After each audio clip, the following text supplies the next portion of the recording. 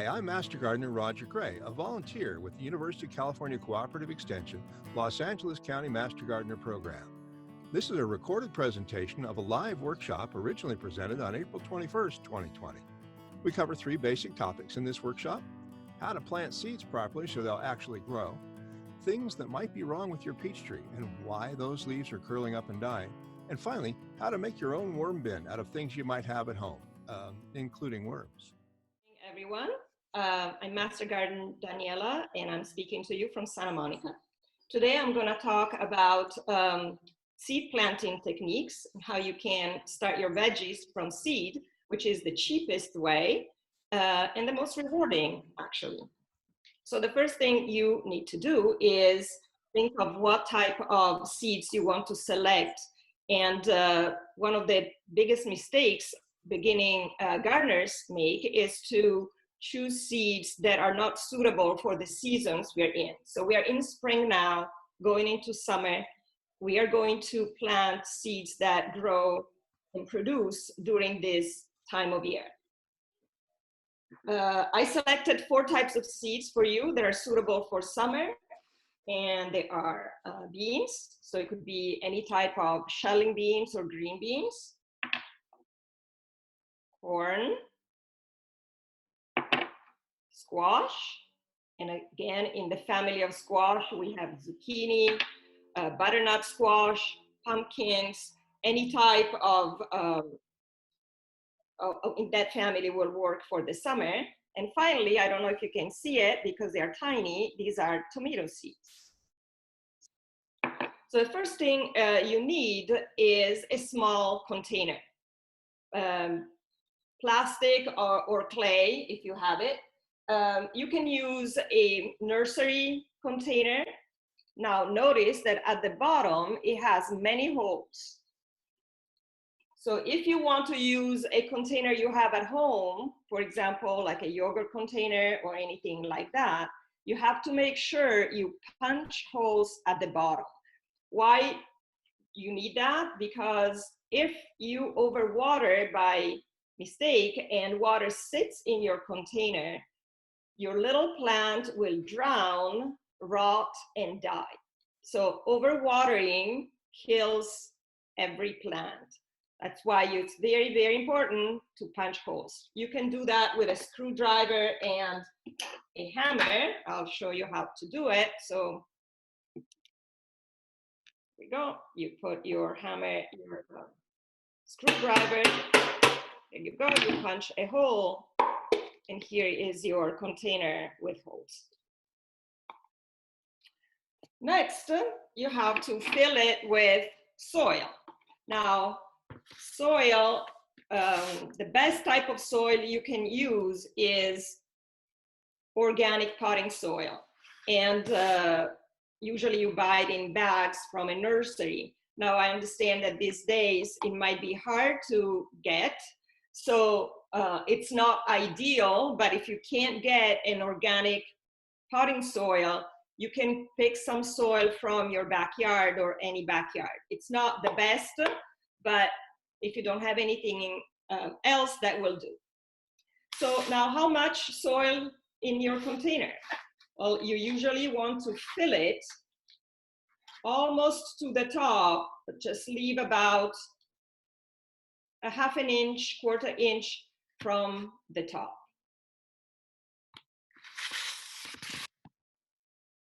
The most important thing at this point is never to press your soil with your fingers. Your soil has to be fluffy for the roots of this plant to breathe, and also for the little roots and leaves to puncture through the soil. So if the soil is very compacted, it will not make it. So you keep it fluffy, never, never press it. At this point, you want to decide how deep to plant your seed. Well, there is a rule of thumb. Usually you plant the seed at below the soil level by the same distance as the length of your seed. So this is a bean. Let's say it's about half an inch long, you will want to put it inside your container about 1/2 inch below soil level. And then you cover it with soil. Okay, I'm gonna show you how to plant a corn seed. So corn is smaller. It's about a 1/4 inch. You wanna push it in the soil about a 1/4 inch below surface, and then you cover. Next, you want to try a squash. Squash seeds can be different sizes. This one is about also a 1/4 inch, and you push it in about a 1/4 inch below soil level. Finally, the little tricky one is going to be tomatoes. So tomato seeds are really, really small. The same holds for like carrot seeds or lettuce seeds. They're tiny.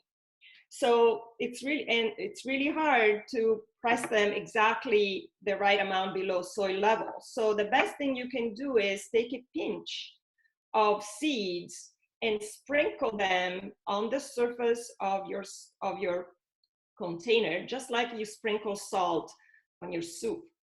And then to cover the seeds, you want to take a little pinch of soil and sprinkle over the container to cover the seeds. You can put a few seeds in the same container, so you will have a better chance that a few will sprout. Remember that not all the seeds you plant are going to sprout. There's always usually 10% of those will not sprout. And especially if your seeds are older, the germination rate, which means the percentage of seeds that will sprout, will be lower and lower.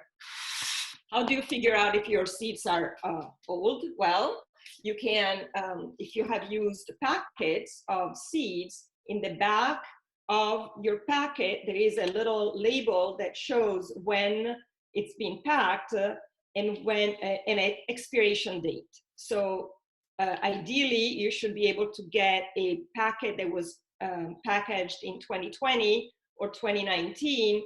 Anything older than that will have a lower germination rate. So these are the, if you want to see these, I use this white scallop summer squash, white corn.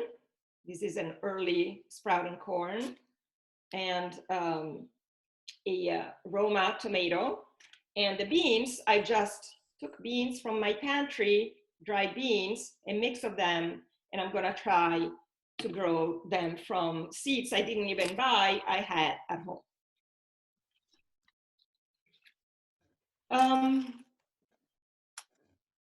Now, the question that everybody asks, how much water? Well, you want to keep your seeds moist until they sprout into little plants. We call them seedlings, little plants. So as a rule of thumb, this container is about 2 cups of soil, and I'm going to use about 1/4 to 1/3 of a cup of water. Remember, if you have excess water, it will drain from the holes at the bottom. At the beginning, you will want to keep the surface of your container moist at all times, because you know where you put your seed, it's right below the surface. It could be just at the top, like tomato seeds, or like 1/4, 1/2 inch, even a bigger seed, maybe 1 inch below the surface, but it's up there. So you want to keep that top surface moist at all times until your seed sprouts. Remember that too. If you forget to water and a seed that has started sprouting dries up, it dies and you will never be able to bring it back to life. You have to start over again. Where do you want to keep this container with after you sow the seeds? Well, it would be better to keep it in an area that is in semi-shade, not in direct sunlight during the hottest time of day, because the surface will dry up too quickly. And remember, you want to keep the top surface moist at all times. It will take a while for your seeds to sprout, so don't panic if you don't see anything happening for maybe even 2 weeks or sometimes 3 weeks. Usually in the back of your packet, it will say how long it takes for your seeds to germinate, in other words, to sprout, but they're not always correct. It usually takes a few more days than it shows in the packet. So again, don't panic if nothing happens for a while, and be patient. So what should you expect after a week, 2 weeks, 3 weeks after you sow your seeds? All right, so I'm going to show you what a tomato seedling that just sprouted looks like. I hope everybody can see. They're tiny little plants. And as you see, I put a few seeds in each of these 6 squares of the 6-pack planter. So, and look, there is one square where nothing happened. My seeds did not germinate in that square, and that's normal. It can happen. Some of them, all of them germinated. I put 4 in this square, and all 4 sprouted. Over here, only 1 out of 4 sprouted. Okay, this is what a squash seedling will look like. Squash grows a lot faster and gives more satisfaction. This is what a bean will look like. It's a bean seedling. And now if you can see it, because it's really hard, this is what a corn seedling will look like. It's barely visible, and it will look like a blade of grass. This is what a corn seedling will look like.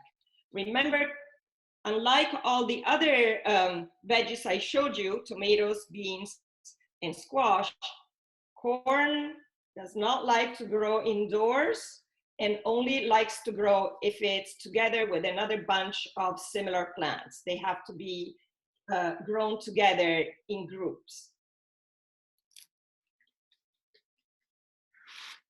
Once your seedlings start sprouting, you want to move them into a very sunny location. All plants need about 4 major things to survive: air, water, soil, and sunlight. Sunlight is the most important because this is how plants produce their the sugars that will make your veggies delicious to eat. So always keep it in a sunny location. It will, sunny, we mean about a minimum of 6 hours of direct sunlight per day. I'm going to show you now when the time will come for you to transplant your seedling into a bigger container. This is also a squash plant, and I'm going to take it out of the container and see if I can show you what happens to a plant after about a week, 10 days from when it has grown. So look how long these roots are. The roots are about 6 to 8 inches long, and the top is almost the same size. So usually you have to think that if your plant grows 6 inches, your roots have grown at least 6 inches inside your container. So when this happens and the container becomes too small for all these roots that are growing, it's time to transplant your seedling into a bigger container. This, however, will be the subject for another workshop. For the time being, I will see if there's anybody who has questions on the seed planting before we go on to the next presenter. All right, thank you very much. Chat monitors, do we have a couple of questions for Daniela? I know one that came up that I did see was folks said, do you have to use potting soil if you're planting it out in the ground in your yard? And I think there was a typed response, but Daniela, do you have a response for that one? No, no, you do not need potting soil. What would be nice to add to your soil, and usually we do it on the surface, not inside, not worked inside the soil, is an amendment to the soil, something that makes your soil richer in the minerals that plants need to grow. So compost would be the best. Again, if you have access to a bag compost or you make your own, and today we have a presenter who will show you how to make your own compost, or mulch, any type of mulch that could be straw or could be wood chips or anything, wood chips that are ground fine, you will put around your new plant that will give it more nourishment and protect the soil from overheating and retaining, and will retain moisture in the soil. Cool.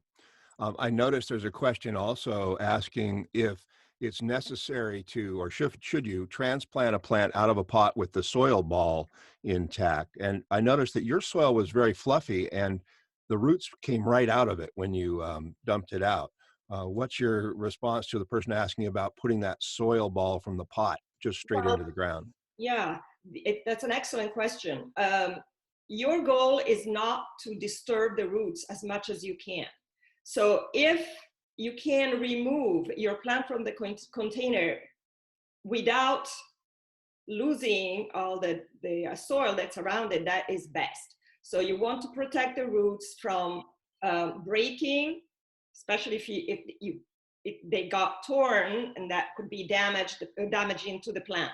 So yes, if you can take them all out with a ball of soil, that's absolutely preferable.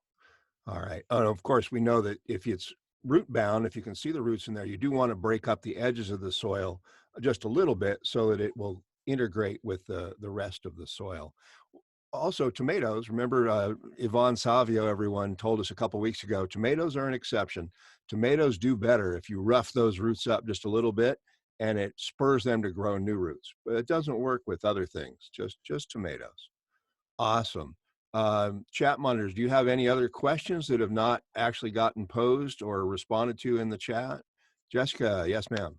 Daniela, could you talk a little bit about transitioning seeds planted indoors to outside? Yeah, so often when you start seeds indoors, these little plants are protected from too much sunlight or temperature. The temperature is more stable inside the house than outdoors, where it varies a lot more between night and day. So you may want to gradually transition your plants outdoors. If you before you plant them into the ground, it would be better to keep them outside still in their little pots and put them in an area that it's not too sunny and hot. And then wait a few days until they're used to the new conditions, and then transfer them. So you may want to take 3-4 days before you park them outside in a more protected area before you plant them in the ground wherever your plant needs to go. Cool. Any other questions from our chat folks that we need to get up? Lindsay, Marty, yes. I've seen a couple of people are concerned about their plants that get leggy. Can you, Daniela, address what leggy seedlings are and how to mitigate that? Yes. So plants get leggy. In other words, they have long stems with no leaves and all the leaves are at the top. Usually this happens when a plant does not have enough, is looking for sunlight, and it has to grow up high because it's too much in the shade. So usually this is fixed by if you put it in the correct location where it has enough sunlight.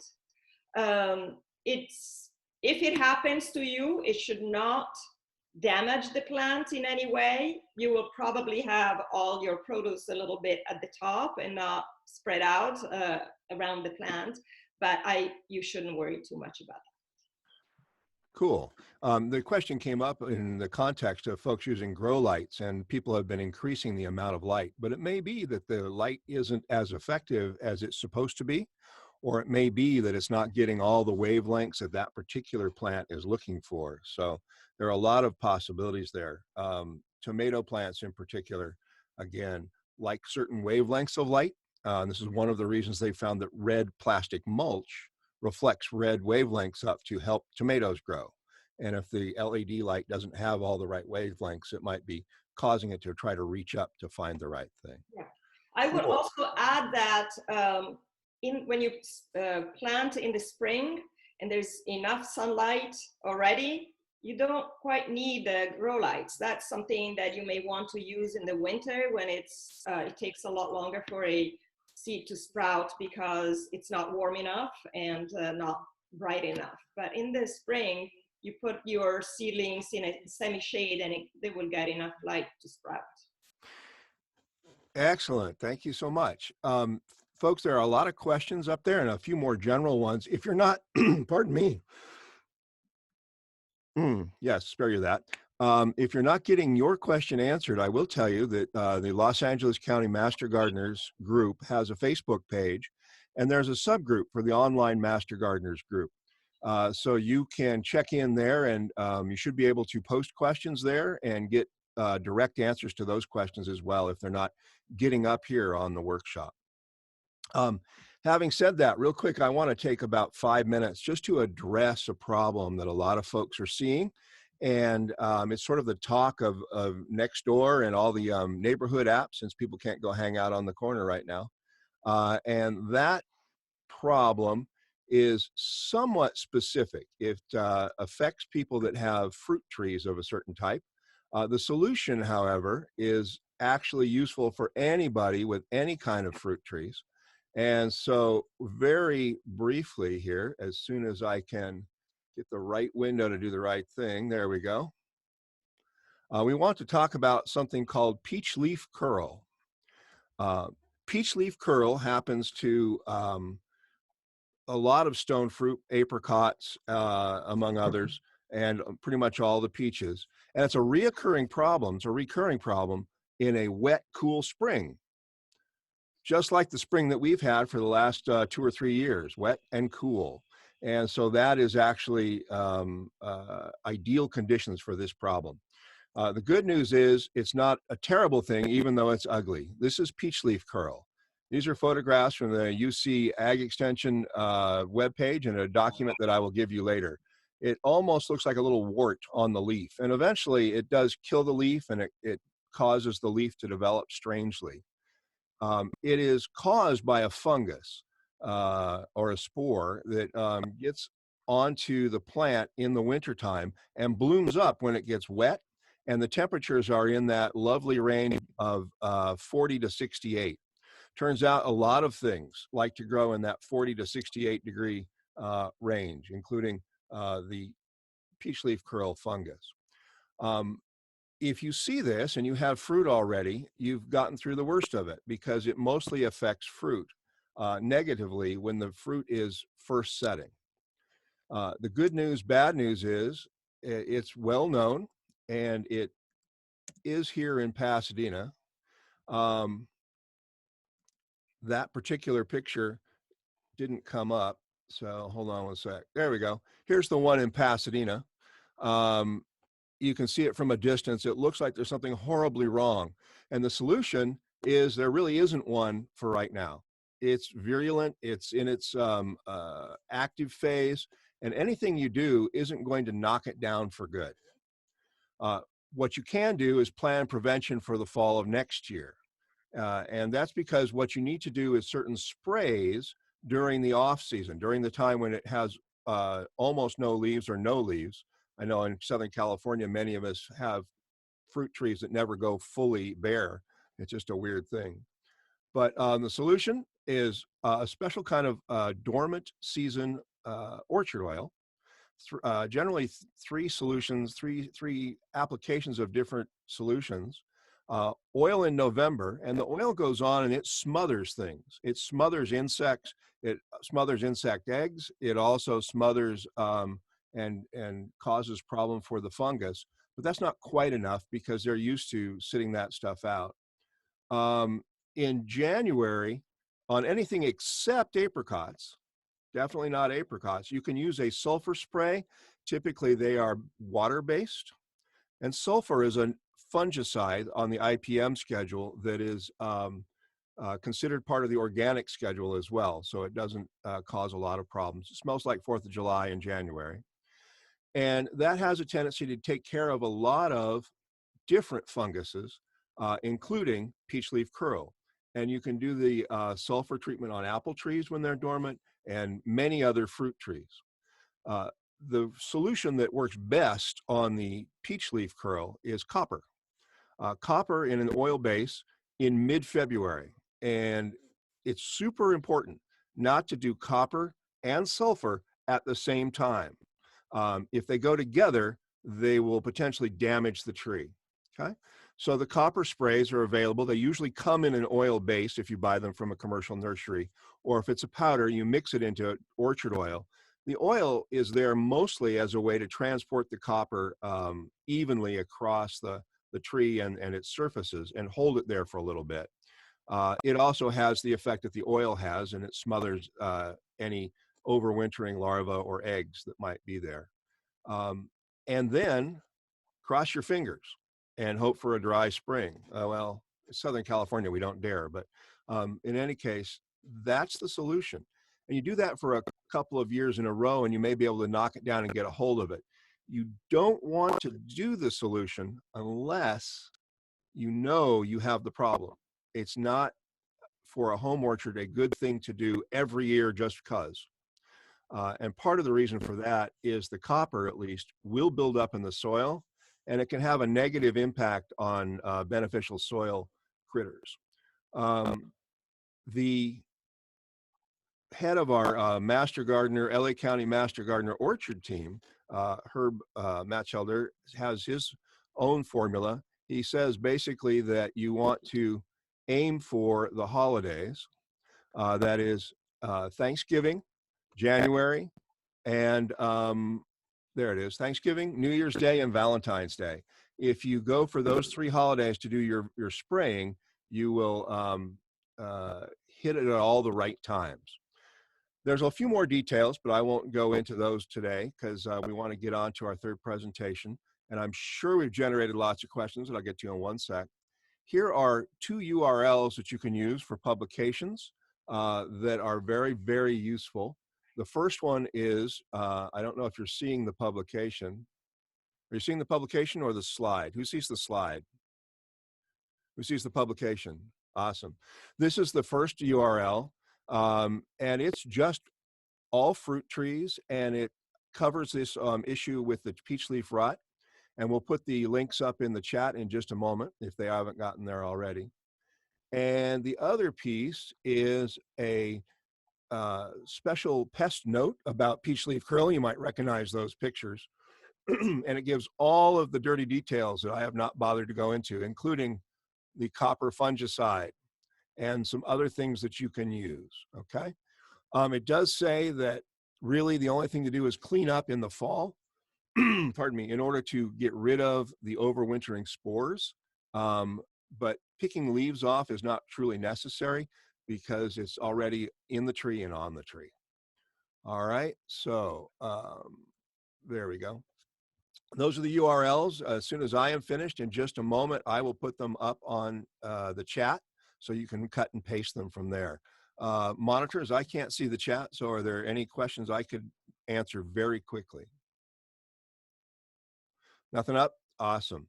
All right, so if you have a peach tree, hopefully we've set your mind at rest. If you don't have a peach tree, you can feel comfortable going out to get one, but it definitely has come up all over the place this year and made a lot of people feel a little panicky about their home gardens. Awesome. All right. Our next presenter is Alex Arciniega, and is going to talk to us about compost. Are you ready to roll, Alex? Yeah, hi. I posted my slides on SlideShare if you guys want to follow along or if you want to refer back to them. The link is in the chat right now. Okay. So I wanted to talk about worm composting today. It's a really great time to get started. So we can cover other types of composting, but today we're going to talk about mainly red wigglers and breaking down your organic waste in your kitchen and using the worms to further the breakdown process, and then use the compost to amend your soil. Okay, so we're going to feed them the organic matter that you have in your fridge. I know a lot of us are cooking at home, and so this is something that I found in the back of my fridge, just like kale. Now either I can, like, you know, stiffen it up with some ice water, or I can just put it in a little bucket. So what I do is I have a bucket next to my recyclables and my trash can, and that's where I throw in all of my organic waste, banana peels, stuff like that, and that's what goes outside to get fed to the worms. So why now? Well, we're all at home. We're all cooking. So it's not just you're stuck, but you're able to actually see how much output your family has as a whole. So you can see how, by weight, you can calculate how much food you have going to your worms. So, and everyone's starting to garden right now, which is really fantastic. So this is a great way to avoid an extra trip to the nursery. You don't have to go and buy soil amendment. This stuff is packed with macronutrients and micronutrients. So, and then lastly, you can monitor the worm bin very effectively while you're at home. You can go out, check on them 2-3 times a day. So this is the best time to really see, okay, what can I tweak? Whereas when you're at work, you come home tired, you might not be able to have all the energy to monitor it. And you can also, you have time to monitor what you have at home, what you're going to throw out. A lot of people are doing their spring cleaning. So you can find a couple of buckets, drill some holes into them, and I'll go over that. So I love the beautiful green bin on the left. It is wonderful. However, not everyone has 100 and some change to buy that. And it is pretty. You would keep that either inside your home or outside your home. But I really like the aspect of zero waste in this, where you can repurpose what you already have. So if you have 2 buckets, 2 storage containers, you can drill holes in the top bucket, and that's to let the liquid flow out. And you can use the bottom bucket to catch the fluid. So I believe it's called leachate or something like that. And that stuff is also nutrient dense. So when you collect it, you can thin it out with water. You can go 50-50 water or nutrients, and then use that to irrigate your stuff. You can even use what I've seen, some people who live in apartments, they use the plastic shoe containers, and they stack those into each other. If you're going to do that, make sure you don't use a clear one. Worms are really sensitive to light, so they will do better in containers where the light doesn't fully penetrate in. They get really scared. So dark plastic containers are great. If you have the space, you can also use wood containers. So repurpose some of the leftover wood. That would be great also. So I wanted to talk about some additional benefits while we're talking about some of the zero waste stuff. We have landfills, and all of our organic waste is going into our landfill. We can avoid that entire, I guess, unnecessary nature of like getting rid of our organic waste when we use either our home or our neighbor's home or our immediate neighborhood. So we can reduce the methane coming out of our landfills. And we're not using that additional weight that results in carbon from the trash trucks going up and down our streets. So one of the questions that comes up quite often is, how do I get started? How do I get my family on board? Well, you'll get your family on board by you starting the process. So if you make it really easy and turnkey, it'll be really easy to just add an extra step, but you just kind of have to get it going. You're going to introduce some really great bugs into the garden by doing this. The nutrients are going to be really great. You're going to aerate your soil also. So your yield of plants could increase with this if you use it on a consistent basis. It's very beneficial to the seedlings. So this kind of builds on Daniela's presentation. This is like, all right, you need some stuff, you need some amendments, we'll use this. Where to start? Find a container. So I would suggest finding 2 containers, 1 container to drop into the second container, and the second one will catch the liquids. Make sure it has a lid. So the examples that were listed in the PowerPoint are great. You can do that even with like the 3-gallon Lowe's paint buckets or the 5-gallon paint buckets. I taught a class with a friend at the Burbank Adult School, and we were using anything that we found at the recycle center, and we were just stacking them into each other. And so everyone got to walk away with their own bin. If you're drilling holes in plastic, heat's a good way to do it. You're gonna fill it. So you wanna think about it, like what's gonna make it optimum for a worm? So you wanna build this fancy worm condo. So like scraps of cardboard would be great. Newspaper, I would suggest not using any glossy stuff, not too many colors, no plastic in there.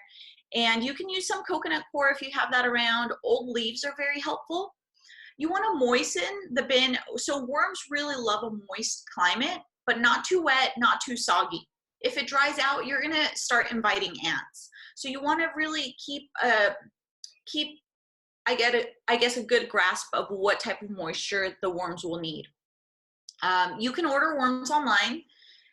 There's a few people in the Master Gardeners group that breed them or give them away. You'll find them in your gardening communities locally too. And then you feed them about once a week. The formula that they're saying, you know, I've read different sites and some say that they can eat their weight a day or half their weight a day. What I tend to do is I feed them a little bit more often and I feel it out a little bit more. So I don't say, oh, I have 1 pound of worms, I want to feed them half a pound. What I do is I throw in some food scraps. If they go through it, I add a little bit more. And this is something that you can check out every few days, however long, but they're very low maintenance. I know this seems like it's like a lot of steps to get started.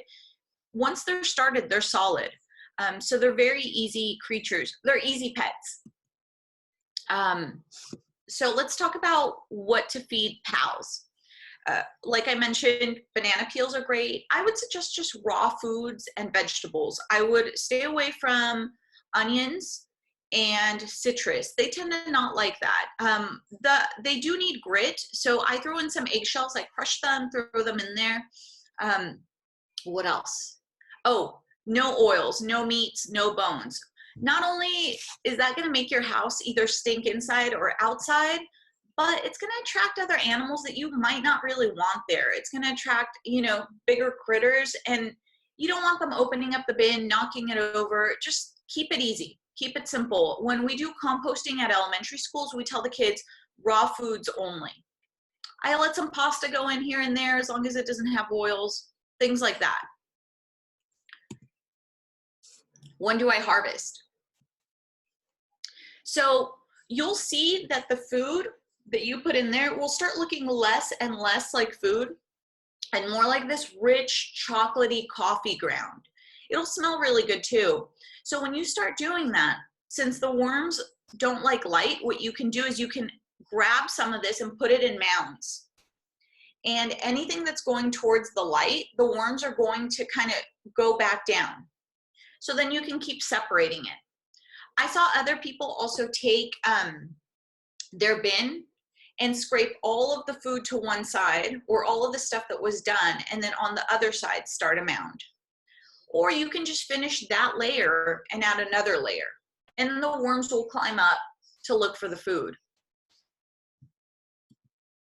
Okay, so there's gonna be, I suspect, a few questions. I can't see the chat, so just stop me at all if you guys wanna jump in.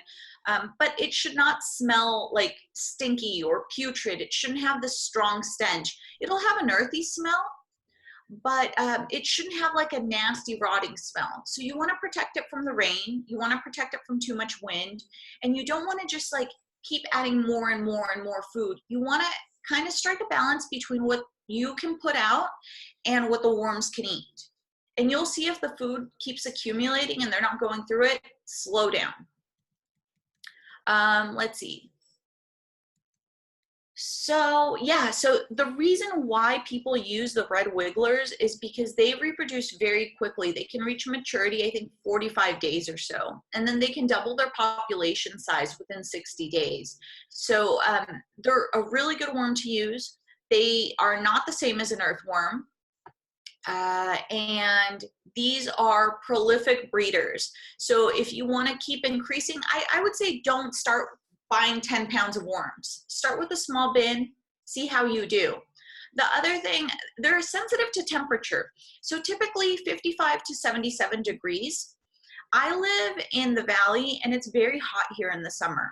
So my biggest problem is how do I keep them alive during seasons of high heat?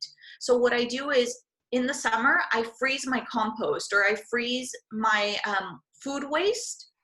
I put it in a sealed bin. So on the days when I know it's going to get hot, I clear the mound.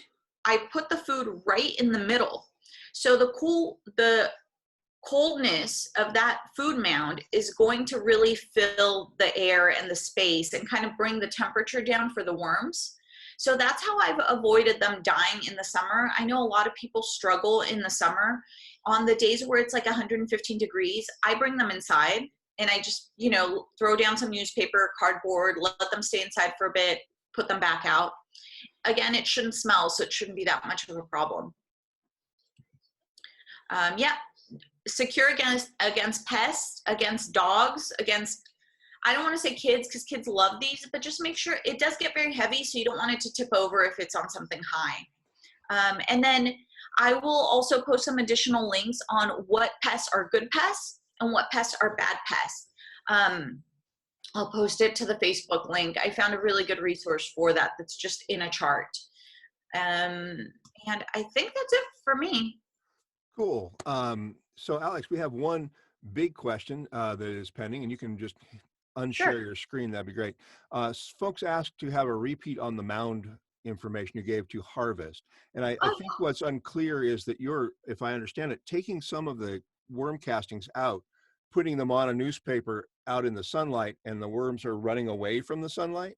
Yeah, so I do it a few different ways, and this really depends on what you like. I'm still learning this part. So I was harvesting this week. What I did is I took a bin, everything looked like it was decomposed. So it started looking like coffee grounds, but there were still a lot of worms there. So what I did is I grabbed handfuls of it. I put it on a piece of cardboard or newspaper, and then the worms started kind of wiggling away. So as they started wiggling away, I took the top part of the mound. So think of a little pyramid. So I took the top part again and I moved it over. So since the worms are afraid of sunlight, anything that is exposed to sunlight, they will not be there. They will run from it. So I was able to do that. Some people sift it. So a popular method is to get like a frame and put like a very small chicken wire or layers of wire and just sift it. So you'll keep the large elements on top and the worms on top, so you can put them back into the bin. And then all of the fine amendment will sift through that. So that's another option. Cool. So one of the things that has been asked is to talk about how you're using the food to keep the worm bin cool. Do you find any usefulness in just moving it into the shade? I mean, as opposed to direct sun? Well, I think that that's a good suggestion depending on where you live. Like Daniela's on near the beach. So your temperatures, you have that cooling layer, right? So I live in Burbank, and 2 years ago we had 114-degree temperatures. I have mine under a orange tree that's huge. It protects it from the sun every day. But worms don't really like to go even up into the 90s. High 80s, they start getting a little bit stressed out. So they're not going to reproduce. They're not going to eat as much. So on the days when it gets over 100 degrees, I'm not going to risk it. Worms are not that cheap, really. If you order them from Uncle Jerry's Worm Farm or wherever you order them from, with shipping, it's about $40. To me, it's not worth it to keep doing that. So I'll bring them inside if I can. I know people who live in apartments, they don't have the luxury to put them under a tree, so they have them on a balcony, on a shady balcony, and that seems to help them a lot. Awesome. Real quick, I know that one of the things that isn't immediately obvious is the bedding. The bedding that you put them in, the worms can actually eat that, Mm-hmm. and the bedding gets turned into compost, into castings. So it's not like you have to make sure you feed them every Thursday or they're hungry, right? Right. So I've actually gone on vacations and come back and they were fine. I saw also another question from Alexis. Hi, Alexis. I don't add yard clippings to worm bins. I'm very particular because there's so many nutrients in the bins, and this kind of ties into your question, Roger. There's so many nutrients that things can grow. Like, I don't even start some of my squash seeds at all. I just throw old squash in there, and then I have seedlings right now. So I think that sometimes with grass, I would hate for it to sprout, and I would hate to spread it into my raised garden beds. I just don't mess with that. So I would just be careful with what you add in it. Newspapers are great. They can eat newspapers. I use, if my recycle bin gets too full, I wet the cardboard, the Amazon boxes, and I cut them up really small, throw them in there.